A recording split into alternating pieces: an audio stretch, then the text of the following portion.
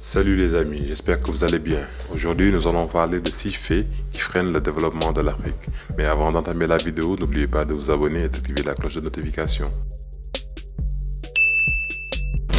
C'est une évidence que l'Afrique est un continent riche, tant elle regorge de ressources naturelles. Mais si celles-ci ne sont pas inépuisables, l'Afrique est encore riche de ses terres en grande partie cultivables et de ses ressources humaines. Et pourtant, elle peine à se développer, c'est le moins que l'on puisse dire. Au lieu de tirer leçon de ses succès et de ses échecs, des modèles de développement qui ont été expérimentés de par le monde, elle continue à s'engluer dans ses politiques stériles. Plusieurs facteurs essentiels sont la cause de cette situation.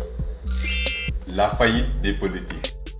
Depuis la fin de la colonisation, presque tous les Africains ont été dirigés par une élite sans vision politique à moyen ou long terme. Cette élite, qui s'est substituée aux anciens colonisateurs, a été incapable d'ambition et s'est davantage préoccupée d'elle-même que des peuples dont elle prétend défendre les intérêts.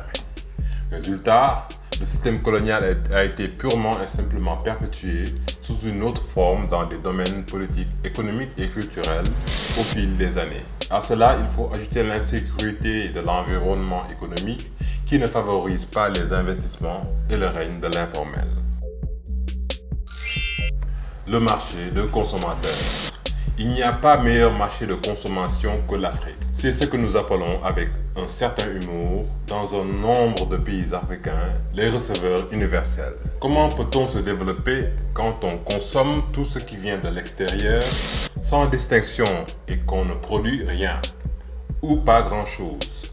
Le comble, c'est que beaucoup d'Africains ont le complexe suranné de la préférence étrangère, même quand ce qui est produit localement est de bien meilleure qualité que ce qui est importé. L'extraversion est non seulement un phénomène économique, mais aussi culturel. Et cette tendance doit être inversée par la création et la recherche de qualité, afin que les produits africains puissent être concurrentiels à l'échelle internationale. La négligence de l'agriculture. L'agriculture a toujours été reléguée au dernier rang des activités humaines en Afrique. Le paysan est considéré comme un citoyen de seconde zone. C'est le moins que rien. La plupart des Africains veulent être des commis d'État. Aussi paradoxal que cela puisse paraître, tous les pays africains font de l'agriculture la base de leur développement. Mais il ne faut rien pourtant pour développer cette agriculture. Ce n'est qu'un euphémisme. Il faut bien le dire, depuis l'époque de la pierre, l'Afrique n'a remplacé l'outil agricole que par le fer. Rien de plus.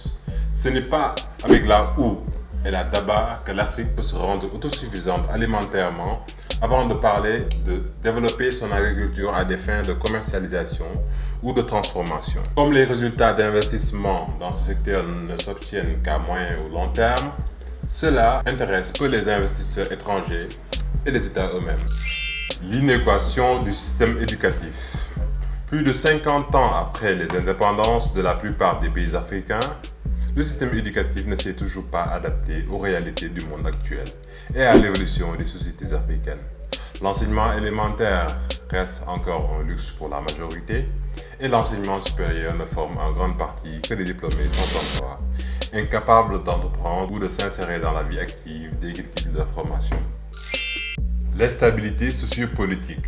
On peut compter sur les doigts d'une seule main les pays africains qui peuvent se targuer d'avoir connu une longue stabilité sociopolitique. Or, celle-ci est une condition sine qua non du développement.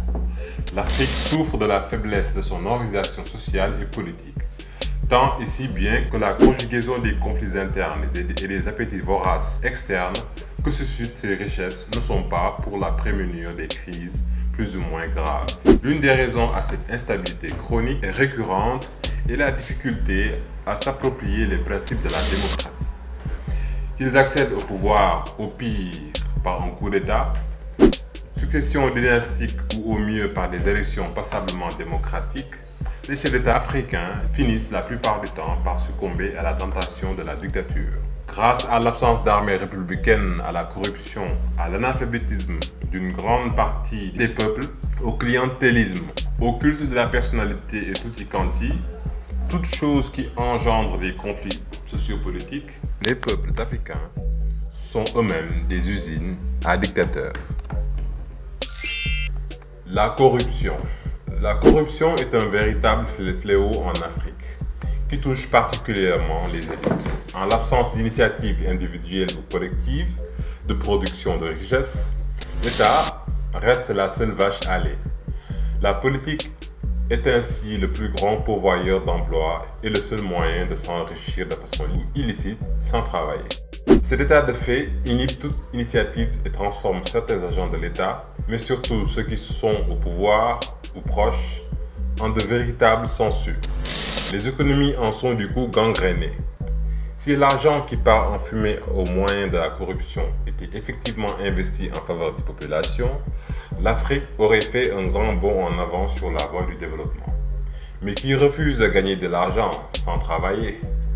Ils ne sont pas légion, ces agents de l'État ou hommes politiques en Afrique. De nos jours, ils sont malheureusement comme des espèces humaines en voie de disparition. C'était tout pour cette vidéo, n'hésitez pas à liker et à laisser un commentaire. A plus.